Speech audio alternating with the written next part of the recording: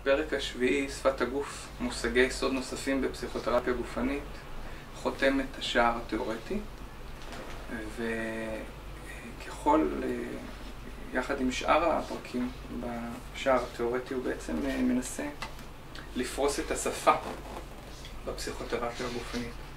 כמו כל שיטת טיפול לפסיכותרפיה גופנית יש שפה, יש לה מושגים, חלק מהמושגים, מושגים שאנחנו מכירים ביום יום, אבל השימוש שלהם בתוך הטיפול הוא אחר. יש שם מושגים ששואבים מהעולם האנליטי ומושגים ששואבים מהעולם של פילוסופיה מזרחית, והפרק מנסה גם להמשיג ולנסח וגם להדגים חלק מהמושגים הבסיסיים האלה, כדי לאפשר לקורא להתוודע באופן עמוק יותר לעולם הפסיכותרפיה הגופנית והשפה שלו. כשאתה כותב על אנרגיה, למה אתה מתכוון? אלוהים.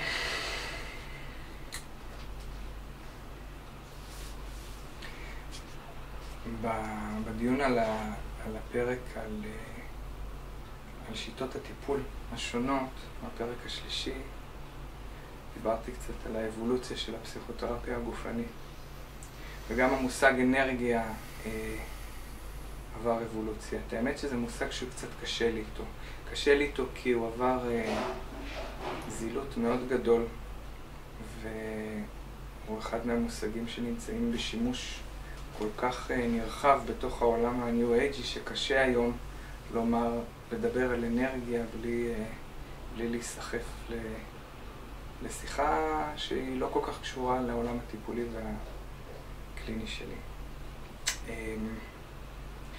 אם רייך דיבר על אנרגיה במונחים אלקטרוביולוגיים, חלק מתפיסת האנרגיה הקוסמית שלו, האורגון, ולואוין, הממשיך שלו, דיבר על אנרגיה כאנרגיה ביולוגית, אנרגיה גופנית ביולוגית. אני חושב שרבים מהמטפלים היום, וגם אני, משתמשים במושג בשני אופנים. אופן אחד הוא טריביוט כזה, הוא מין מחווה לשורשים שמהם אנחנו באים. וכשאנחנו מדברים על אנרגיה, אנחנו מדברים על איזושהי תמונת מצב. הרבה פעמים אני מבקש מבן אדם לעצור רגע, לעצום עיניים ולעשות כזו סקירה פנימית, רגשית, גופנית, מחשבתית של איך את עכשיו בתוך תוכך בכאן ועכשיו.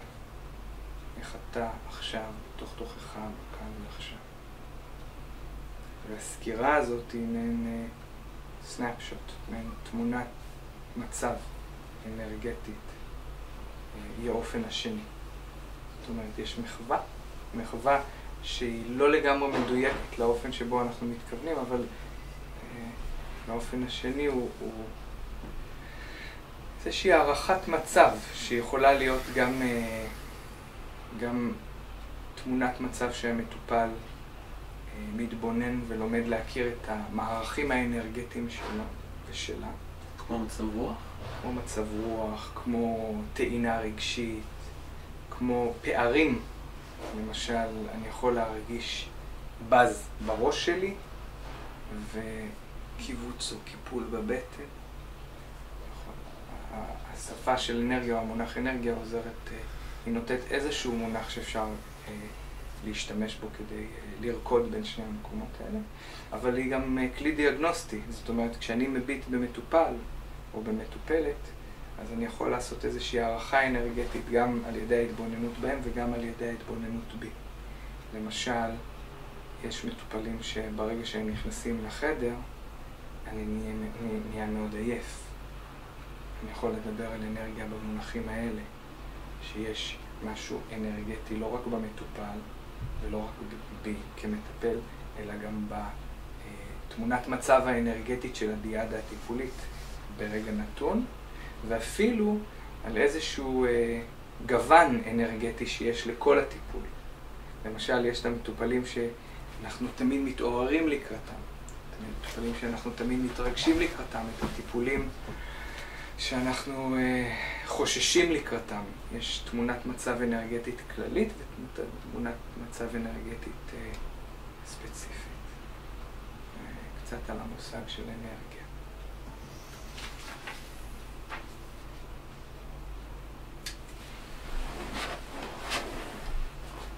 בפרק על הנכחה גופנית, אתה מדבר על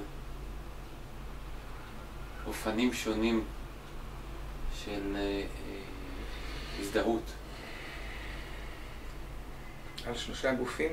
על שלושת הגופים או 3 האופנים של ההזדהות עם הגופניות. כן. אוקיי. ואני אוהב לחשוב על זה. בתרבות שלנו, הרבה פעמים אין לנו גוף. גוף זה לא משהו שיש לנו, אנחנו לא מזוהים עם הגוף שלנו. שואלים מה שלומנו, אנחנו מספרים על הרגשות שלנו, על המחשבות שלנו. זה חלק מהמחיר ששילמנו על הפיצול הקרטזיאני של אני חושב, התרבות המערבית בכלל, והתרבות היהודית באופן ספציפי, או היהודאו-נוצרית. יש המון הערכה לאני החושב, לקוגיטו, והגוף נתפס הרבה פעמים במקרה הטוב איזשהו מכונה שאנחנו צריכים לתחזק, במקרה הרע המיכל של כל החטאים. אז 3 הרמות של הזדהות עם גוף שאני מדבר עליהן תוך כדי דיון על הנכחה גופנית. הראשון הוא יש לי גוף, ואחת מהעבודות הראשונות שאנחנו עושים עם מטופלים בתוך הטיפול הפסיכותרפויטי הגופנית הוא לעזור להם לגלות שיש להם גוף. אנשים הרבה פעמים לא ממש יודעים שיש להם גוף. הם מגלים את הגוף בתוך הטיפול. זה שלב שאנחנו יודעים גם כשאנחנו הולכים נגיד לרופא. אנחנו הולכים לרופא, יש לי גוף. חלק מזה שיש לי גוף זה יש לי כאב בגוף. אנחנו מגלים את הגוף שלנו הרבה פעמים מתוך כאב. התהליך הפסיכותרפויטי הגופני כפי שהוא נפרס בספר עוזר לחקור דרכים שבהם יש לי גוף, היא לא רק תנועה פתולוגית, אלא גם אופן לחגוג את העובדה שיש לי גוף.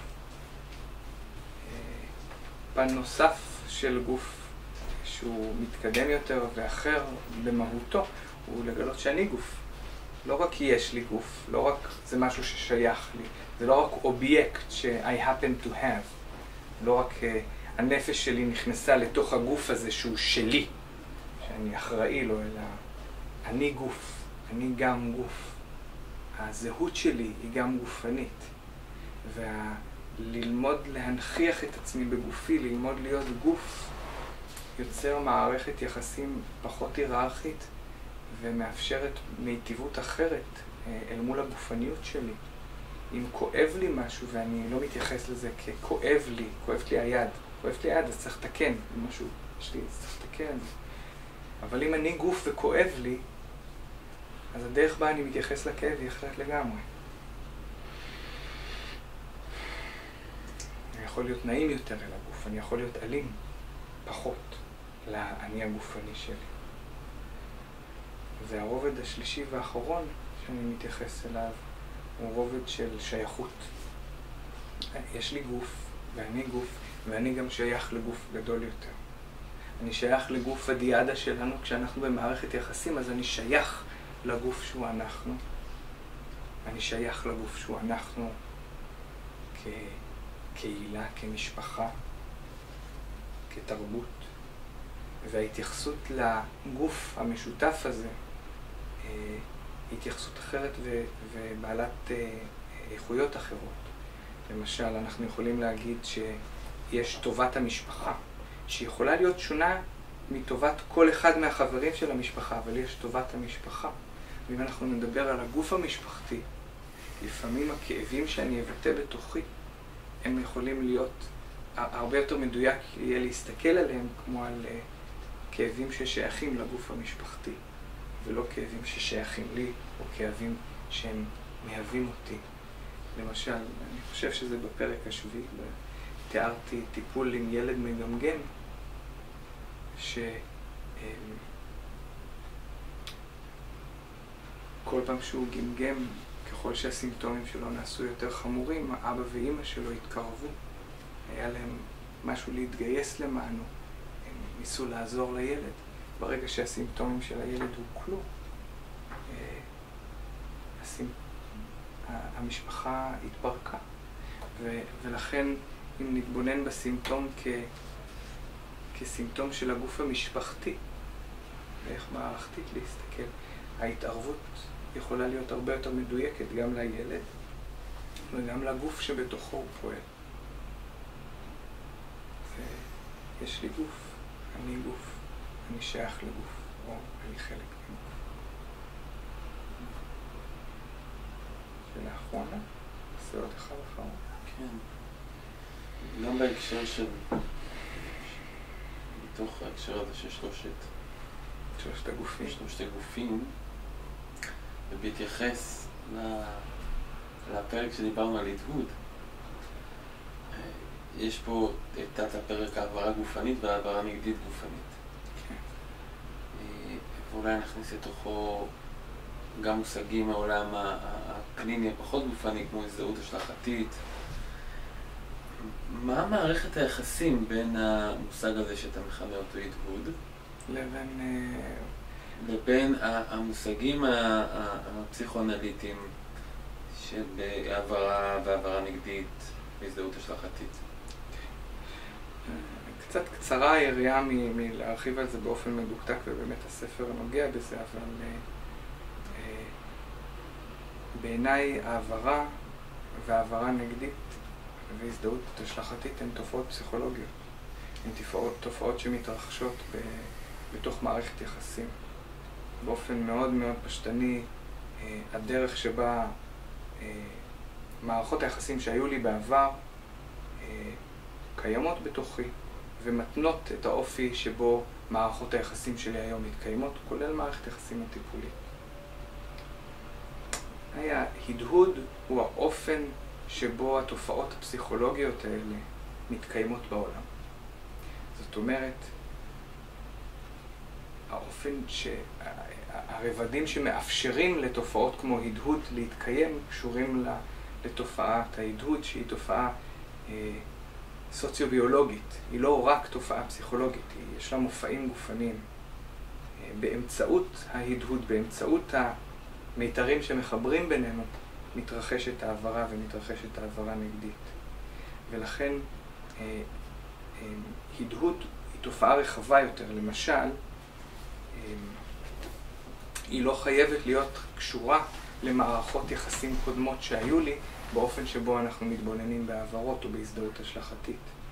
אני יכול, כפי שהדגמתי קודם, אני יכול להיכנס לתוך חדר מלא באנשים ובאופן אוטומטי משהו במצב הרוח שלי ובמופע הגופני שלי ובחתימה האנרגטית שלי תשתנה. אני יכול להרגיש מאוד מאוד היי, או אני יכול להרגיש מאוד מפוחד. הגוף שלי,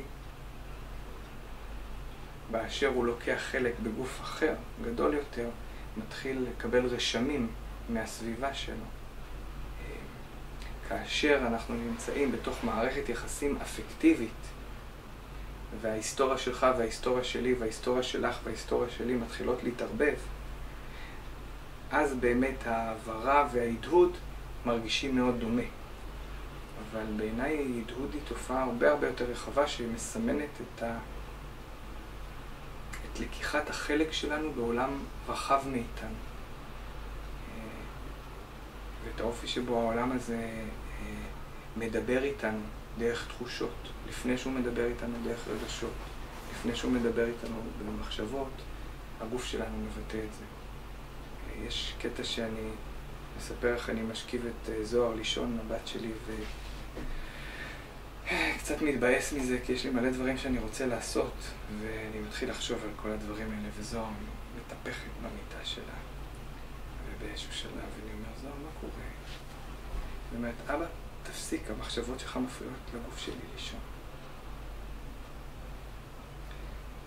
האשליה שאנחנו מנותקים מהאחר, ושהאחר לא קיים בנו, ושאנחנו לא משפיעים על האחר, היא משאירה אותנו כל כך מבודדים, שגם אם זה לא אמיתי ולא נכון, אני מוצא שההדהוד והגוף המשותף מעניק לי הרבה נחמה. ובתוך העולם הקליני מאפשר מיומנויות שבלי ההמשגה הזאת עשויות להיראות כמו כישוף או כמו קסם, או כמו שרלטנות חוסר מקצועית, אבל שבעזרת ההמשגה הזו הופכות למיומנויות ברות טיפוח, למידה ויישום קליני, שזו חלק מהמגמה של הספר הזה.